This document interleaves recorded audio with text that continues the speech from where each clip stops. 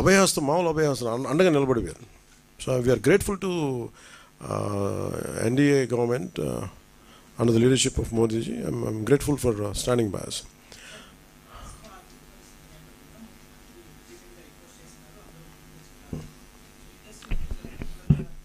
See, I tell you what is, see, film industry ఏంటంటే ఇప్పుడు మీరు చూస్తే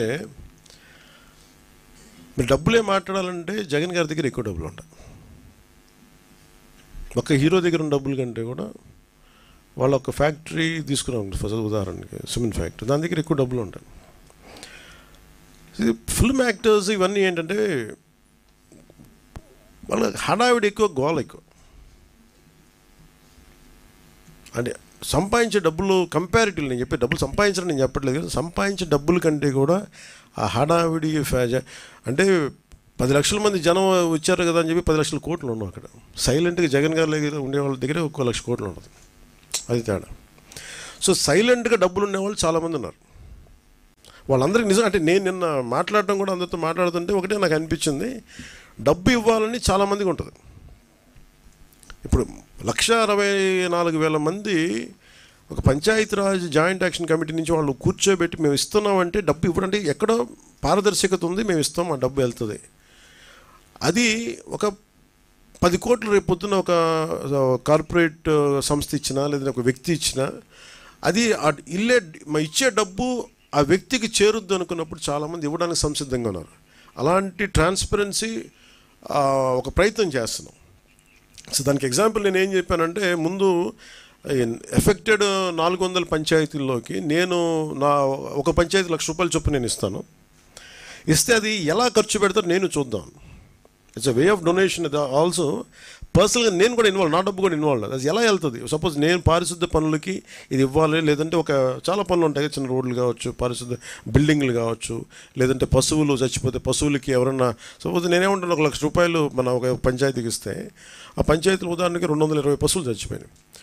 ఈ 220 పశువులకి ఈ 400 పంచాయతీలు చనిపోయి, ఈ పశువులే కొనండి, నా బడ్జెట్ ఇది, నా ఇచ్చే డబ్బు అంతా ₹1,00,000, ఆ గ్రామంలో 10 పశువులు చనిపోతే 10 పశువులు కొనండి.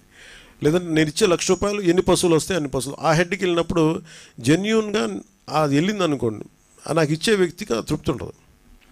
అలాంటి పారదర్శకత కావాలని కోరుకున్నాం. అందుకని యాక్టర్స్ ఇవన్నీ ఏమైపోతుందంటే మేబీ ఇది హడావిడి, లేదంటే నిజంగా చాలామంది చిత్ర పరిశ్రమ చాలామంది ఇచ్చారు, మనస్ఫూర్తిగా వారికి నా ధన్యవాదాలు తెలుపుకుంటాను మన ఆంధ్రప్రదేశ్ ప్రభుత్వం నుంచి.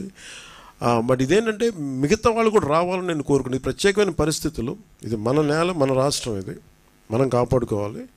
అందుకని అందరినీ మరోమారు ముఖ్యమంత్రి గారి సహాయ నిధికి విరాళాలు పంపించని మనస్ఫూర్తిగా మీ అందరినీ కోరుకుంటూ సెలవు తీసుకున్నాను. జై హింద్.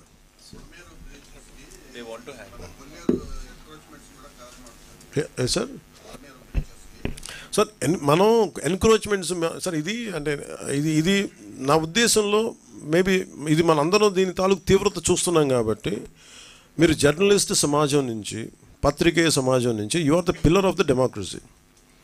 మనం మనస్ఫూర్తిగా మనసిప్పి మాట్లాడుకోవాలంటే ఇది కరెక్షన్ వైపు వెళ్ళాలి, తిట్టడానికి కాదు. మీరు కొల్లేరులో మీకు ఇవి లేవా, మీకు ఏమైనా ఎన్క్రోచ్మెంట్స్ లేవంటే ఉన్నాయి. But it becomes a cost issue, it becomes a social issue, it becomes economic issues. అందరినీ మేము సాధించట్లేదు ఇది అనేది, ఇది చాలా ఒక అవగాహన చేసి చేయాలి ఇది. And you have to make them like kind of okay, మేము చేసింది violation, we want to come out of this violation. ఎలా చేయాలి? దానికి ప్రాబ్లం ఏంటి? ప్రత్యామ్నాయ వాళ్ళకి దాని మీద ఆధారపడిపోయినారు. కొల్లేరులో ఎంకరేజ్మెంట్స్ ఉన్నాయి. ప్రత్యామ్నాయ మీకు ఆదాయ మార్గాలు లేకుండా మనకి ఇవ్వకుండా చేసేస్తే ఏమైపోతుంది, అది గొడవ అయిపోతుంది.